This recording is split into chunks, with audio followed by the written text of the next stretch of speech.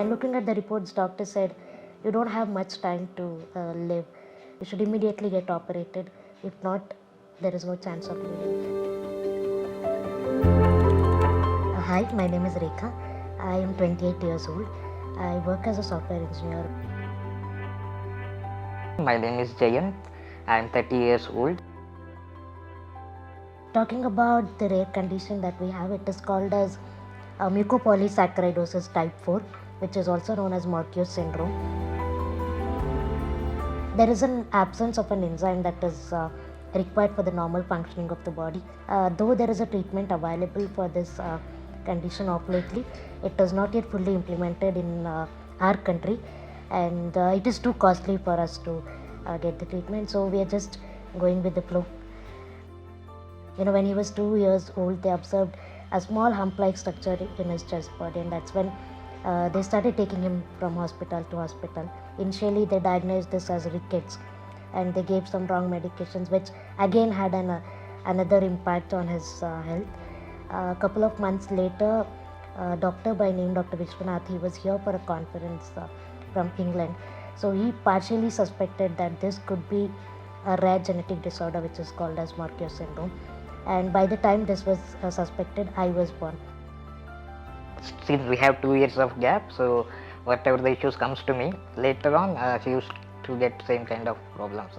This is something which affects majorly on the physical part of the body and not something related to the mental health of a child. So that's where my parents grabbed onto that point, and they started raising both of us as equal and as normal as any normal bodied child. Today when I look back, I think that was the best decision they made, sending us to normal schools and treating us as equal as any normal bodied child. He mentioned my mother, she used to be there in the college like from early morning till the late evening until we both of us finish our. And when it comes to laboratories or any other classes which were there in first or second floor, she literally used to carry us to there and make us sit, then wait outside till we finish our classes and then get back then. The time, how much ever I spend in my office, I am completely independent because I have my powered wheelchair.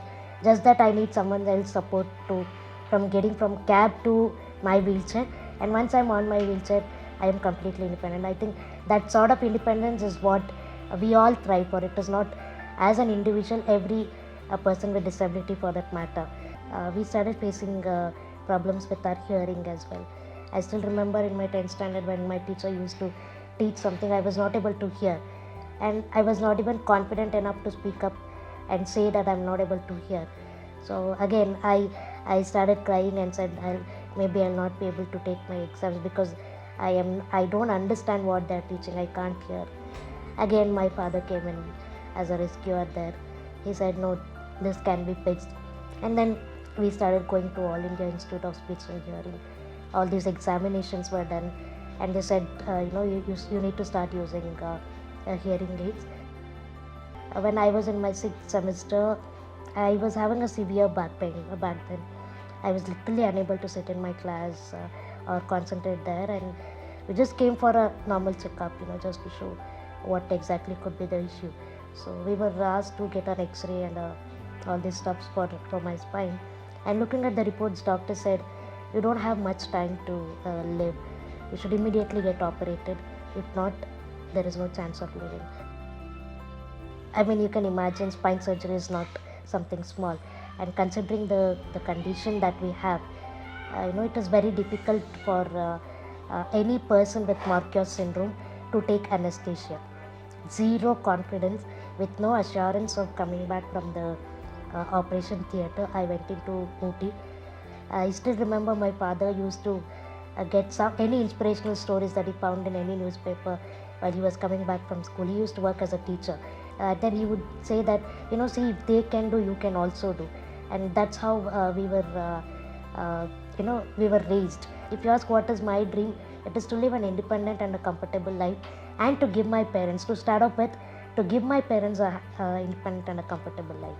And then I have an aim of helping people, and being like a famous quote says, an ideal mind is a devil's workshop. So we have not been there, and we don't want to be there. So for that reason, we take every day as a challenge and we keep going every day.